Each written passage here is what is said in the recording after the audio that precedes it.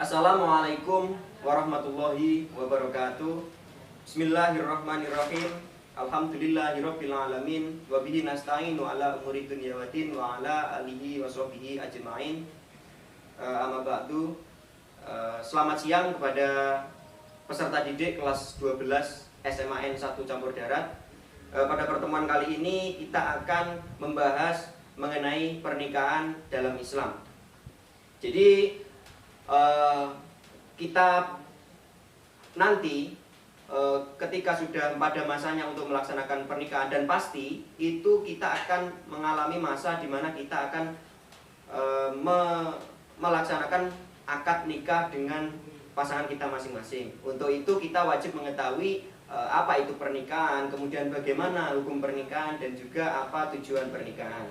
Oke, saya akan membahas tentang subbab yang pertama, yaitu tentang makna pernikahan.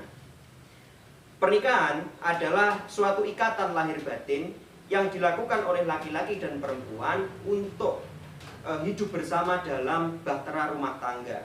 Jadi pernikahan itu adalah bertemunya seorang laki-laki dan perempuan untuk membangun suatu rumah tangga berdasarkan syariat dan juga hukum dalam Islam. Itu secara singkat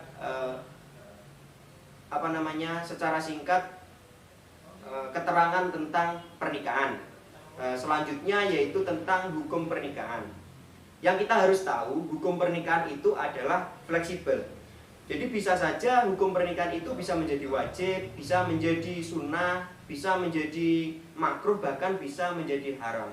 Apa yang menyebabkan hukum pernikahan itu menjadi wajib? Yang pertama yaitu hukum pernikahan dikatakan wajib ketika seseorang laki-laki sudah mampu, kemudian ketika tidak melaksanakan pernikahan, dikhawatirkan akan terjerumus ke dalam kemaksiatan atau perzinaan. Kita kasih contoh, mungkin begini, saya kasih contoh yang simpel. Contoh, ada bos masih muda, dia sudah mampu menafkahi dirinya sendiri, bahkan berpotensi sudah mampu untuk menafkahi istrinya. Akan tetapi dia tidak melangsungkan pernikahan, dan dia belum mampu menjaga keimanannya secara bagus. Artinya seorang bos itu tadi dia tidak bisa menjaga hawa nafsunya. Itu hukumnya menjadi wajib. Kemudian ada yang hukum nikah itu menjadi sunnah. Saya kasih contoh lagi. Kalau yang sunnah, si bos itu sudah mampu, tapi dia juga bisa menjaga hawa nafsunya, itu menjadi sunnah. Kalau dia tidak bisa menjaga hawa nafsunya, berarti hukumnya menjadi wajib.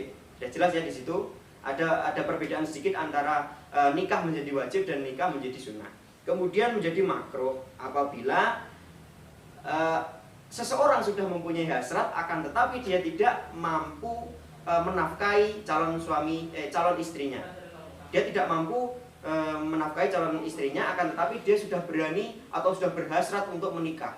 Itu hukumnya menjadi makruh. Makruh itu artinya tidak apa-apa dilakukan, tapi Allah membenci perbuatan yang makruh itu. Kemudian nikah menjadi haram.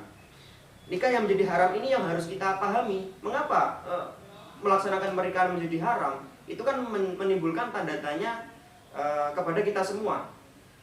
Menikah menjadi haram di sini dijelaskan dia mau menikah, seorang laki-laki dia mau menikah terhadap seorang perempuan. Akan tetapi niat dari pernikahan itu niatnya jelek. Dia ingin menghancurkan masa depannya atau memiliki niat yang buruk untuk memperoleh hartanya, mungkin untuk intinya itu untuk menghancurkan masa depannya, dan berniat buruk itu nikah yang berhukum haram di dalam Islam. Itu untuk dilihat dari segi hukumnya. Kemudian tujuan pernikahan. Nah, yang paling penting juga ini, kita harus mengetahui apa itu tujuan daripada pernikahan. Ketika kita akan melaksanakan pernikahan, kita harus paham sebenarnya tujuan menikah itu untuk apa. Atau hanya mungkin kita pahamnya kalau menikah itu enak, kebutuhan biologis semua terpenuhi, bisa hidup dalam satu rumah. Tidak hanya itu. Akan tetapi di dalam Islam sudah memiliki konsep yang sangat bagus, yaitu tujuan pernikahan seperti yang tertera dalam Al-Quran, yaitu wa min ayatihi an khalaqalakum min anfusikum azwaja litaskunu ilaiha wa ja'ala bainakum mawaddata warahmah. Jadi yang pertama, menikah itu tujuannya adalah untuk memperoleh kebahagiaan. Ini yang paling penting. Kebahagiaan itu yang hakiki hanya bisa diperoleh lewat pernikahan, lewat pacaran, lewat hubungan di luar nikah itu tidak akan memperoleh kebahagiaan, akan tetapi justru akan memperoleh kesengsaraan yang tidak bisa dipungkiri. Kemudian untuk merasa tentram dan cenderung, artinya cenderung itu kita cenderung tentram terhadap pasangan kita masing-masing. Kalau hubungan di luar nikah itu bisa cenderung terhadap orang lain. Itu yang sangat berbahaya untuk pergaulan di masa saat ini.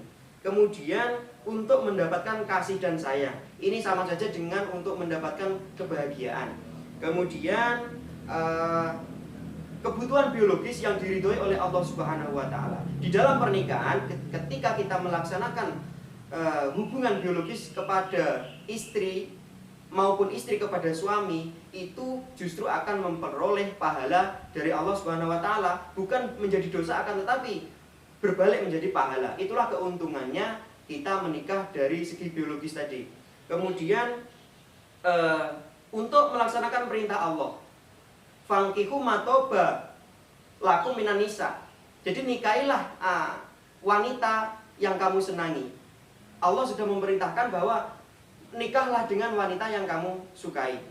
Kemudian untuk memperoleh keturunan yang sah, ini yang paling penting. Keturunan yang sah itu hanya diperoleh di dalam pernikahan. Keturunan itu berarti kan anak. Jadi kalau anak itu lahir dari hubungan di luar nikah, berarti anak itu bukan keturunan yang sah menurut agama, dan itu akan menjadi dosa besar bagi yang melakukannya. Jadi cukup sekian, terima kasih untuk materi kali ini. Kita lanjutkan pada pertemuan berikutnya, yaitu tentang mahram dan wali nikah. Untuk materi yang kali ini saya cukupkan. Cukup sekian. Mohon maaf apabila ada kesalahan dan kekhilafan. Assalamualaikum warahmatullahi wabarakatuh.